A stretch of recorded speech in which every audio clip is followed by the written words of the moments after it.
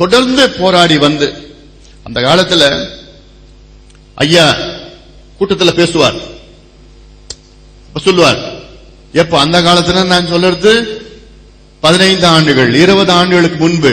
அப்பொழுது மதுவை பற்றி பேச முடியாத ஒரு சூழல். அப்பொழுது யாருக்கும் பேச தைரியம் கிடையாது. அப்போ அந்த நேரத்தில் ஐயா அவர்கள் சொல்வார், நாங்கள் ஆட்சிக்கு வந்து மதுவை ஒழிப்போம், பூரண மதுவிலக்கை கொண்டு வருவோம் என்று சொல்லுகின்ற நேரத்திலே அப்பொழுது எங்க கட்சிக்காரங்களும் சொல்லுவாங்க, ஐயா அதை மட்டும் கொஞ்சம் சொல்லாதீங்க ஐயா, ஓட்டு போட மாட்டாங்க ஐயா. பல கூட்டங்களில் ஐயாவுக்கு கோரிக்கை வைத்தார்கள். கட்சியில் உறுப்பினர்கள் பொறுப்பாளர்கள் கோரிக்கை வச்சு, அது மட்டும் கொஞ்சம் பேசாது வேண்டாம் ஐயா சொல்ல. ஐயா சொன்னாரு, எனக்கு ஒரு ஓட்டு வரலனா கூட எனக்கு கவலை கிடையாது, எனக்கு இந்த மதுவை ஒழிக்கணும், யார் சொன்னாலும் நான் கேட்க மாட்டேன். அவ்வளவு ஒரு வைராகியத்தோடு ஐயா அவர்கள் போராடி இன்று தமிழ்நாட்டின் நிலையை பாருங்கள். அதிமுகவை தவிர தமிழ்நாட்டில் உள்ள அனைத்து கட்சிகளும் நாங்களும் மதுவை ஒழிப்போம் என்று ஒரு எங்களுடைய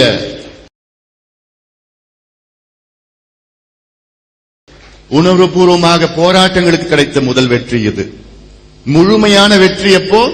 2.5 மாதங்களுக்கு பின்பு நான் அந்த முதல் கையெழுத்து தமிழ்நாட்டிலே பூரண மதுவிலக்கை கொண்டு வருகின்ற நேரம் எங்களுக்கு கிடைத்த முழுமையான வெற்றி அது. இன்று யார் யாரோ சொல்கின்றார்கள்,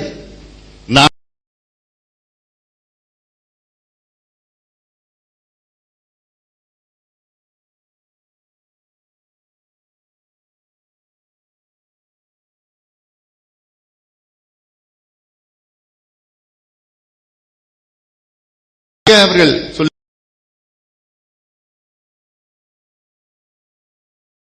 நான் நம்ப தயாராக இல்லை. காரணம், கலைஞர் அவர்கள் கடந்த 20 ஆண்டுகளாக சொன்னது, 20 ஆண்டுகளில் கலைஞர் அவர்கள் 5 முறை சொல்லியிருக்கின்றார், நாங்கள் ஆட்சிக்கு வந்தால் மதுவை ஒழிப்போம் என்று. இந்த 20 ஆண்டுகளில் 10 ஆண்டு காலம் கலைஞர் அவர்கள் முதலமைச்சராக இருந்தவர். முதலமைச்சராக 10 ஆண்டு காலம் இருந்த கலைஞர் அவர்கள் ஆட்சி காலத்தில் மதுவை ஒழிக்க நடவடிக்கை எடுக்கவில்லை. இப்பொழுது 6வது முறை மறுபடியும் சொல்லியிருக்கின்றார் கலைஞர் அவர்கள். ஒழிப்பார்களா? இல்லை, அவர்களால் முடியாது. காரணம், வருமானம். தமிழ்நாட்டிலே 12 மது ஆலைகள் இருக்கின்றனர். இந்த 12 மது ஆலைகளில் 6 ஆலைகள் திமுகவை சார்ந்த ஆலைகள், 3 ஆலைகள் அதிமுகவை சார்ந்த ஆலைகள், 2 ஆலைகள் காங்கிரஸ் கட்சியை சார்ந்த ஆலைகள்.